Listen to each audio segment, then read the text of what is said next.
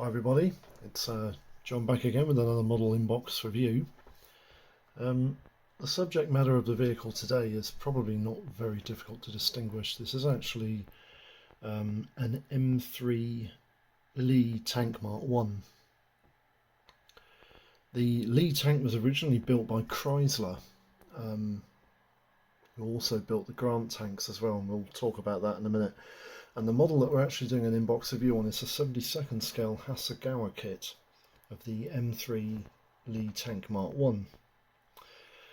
The boxing history starts in 1973 with actually Minibox number 5 and Minibox number 4.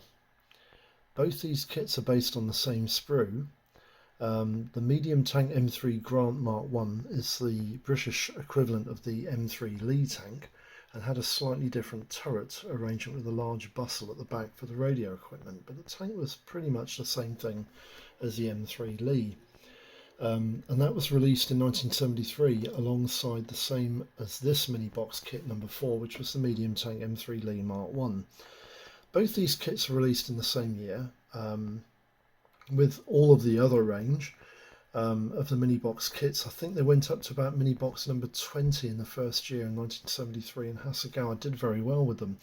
And this was the first iteration. You can always tell a first iteration because it's just a standard Hasegawa box with the Minibox number 4 on the green side background there to the artwork that was listed on the box. There we go. 1973 also saw this release later in the year, and this is in conjunction with Minicraft. I think Minicraft had a hand in some of the other areas of the United States and maybe the southern American states as well. But Hasegawa collaborated with Minicraft to produce that kit in 1973 as well. Exactly the same kit as the original Minibox number 3. That's the M3 Lee. Sorry, Minibox number 4. Yeah, Minibox number 4. Minibox number 3 was a Stuart tank. Anyway, 1973 goes through to 1976, and Hales had a hand with the Minibox 4 release for Hasegawa, changing the colour of the boxing to this sort of sky blue, electric blue, if you like. But everything else is pretty much the same. The kit inside is exactly the same, but that's a 1976 release for Hasegawa Hales. And then in 1983 there was a company called Popeye who released this kit in a rebox of the Hasegawa model. I can't remember what the sprue colour was, but I've got a feeling it was a sandy yellow colour. And you'll see, I'm pretty sure you'll see that sandy yellow colour in the iteration that comes from another company in a minute in the former Science Treasury. But that was 1983. They released the medium tank M3 Lee Mark 1 through Popeye. And then in 1991 you have the iteration of the Hasegawa release, which is MT4 of the medium tank M3 Lee Mark 1 in 72nd scale. This was released in 1991, and this is actually the format of the box and the release that I've got the inbox review to cover when we do the actual sprue checks and everything else. But that's 1991's release. This is the modern day boxings that you can get nowadays. It's exactly the same. It hasn't changed since 1991. Then we go to 1996, and this is the Science Treasury kit that I was talking to you about. This is the last kit that was a change from the original format from Hasegawa, which was released in 91, that you can buy now. But this kit was released by a Chinese company called Science Treasury, and you can see the yellow sandy coloured plastic inside. And I'm pretty sure that's the same plastic that you got with the Popeye release as well. Just show you a nice image there. This is the M3 Lee tank. Can't remember where this is at. I don't think it's in the Bovington Tank Museum. I think it's somewhere else. Not quite sure 100%.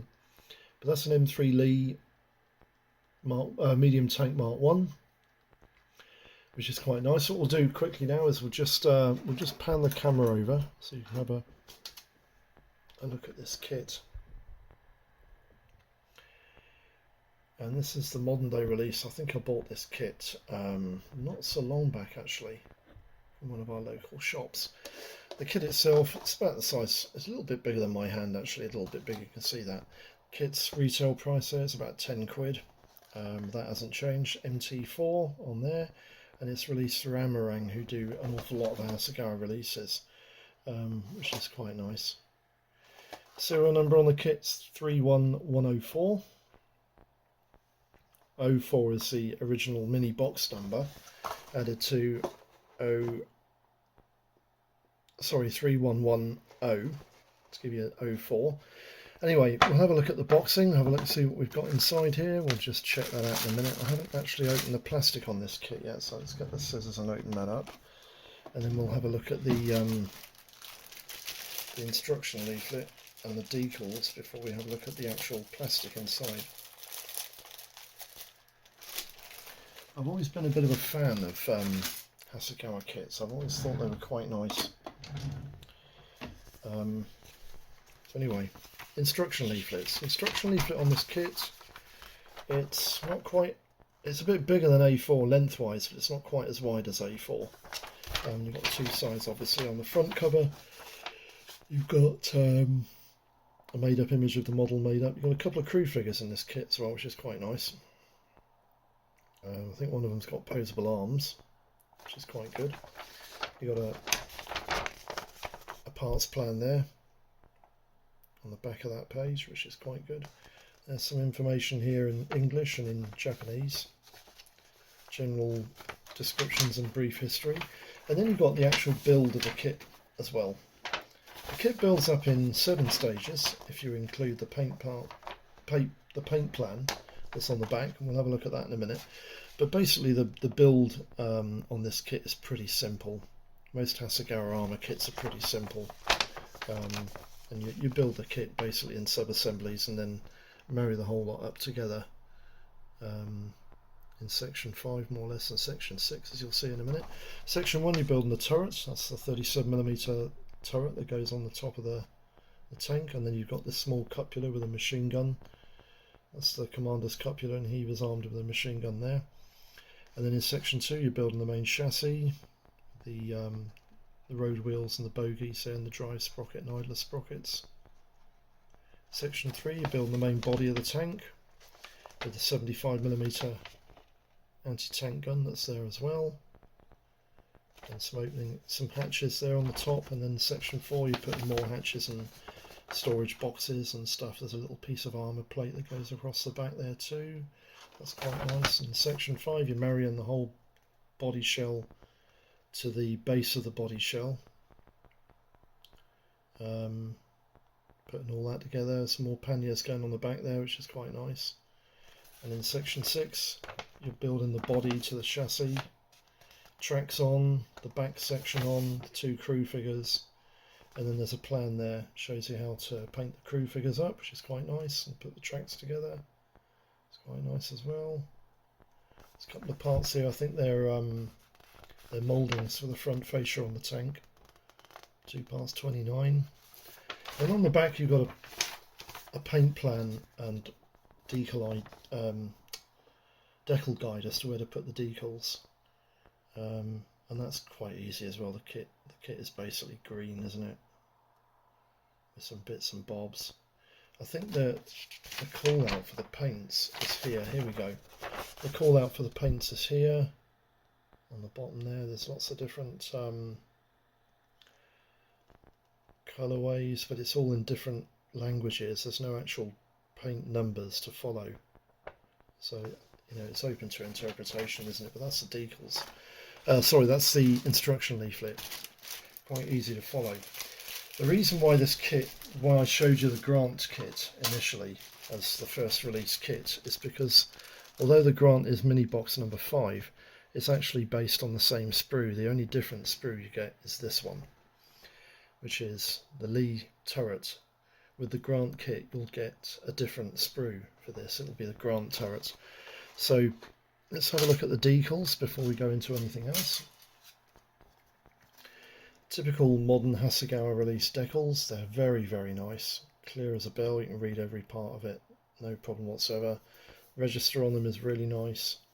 There's crystal clear backing and I'm not expecting to have any issues with those decals whatsoever. They look very, very good indeed. So the parts, well, you've got our old enemy for armour kits, the vulcanised rubber tracks. Some of these are alright, some of them are terrible.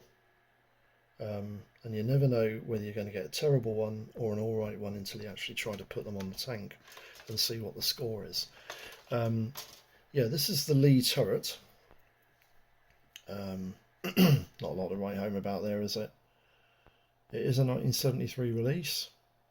It is reasonably accurate. The Hasegawa kit was pretty accurate. We'll do that through in a minute.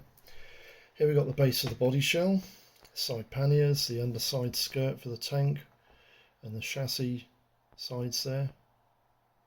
Side panniers and the base body, that's the base of the body.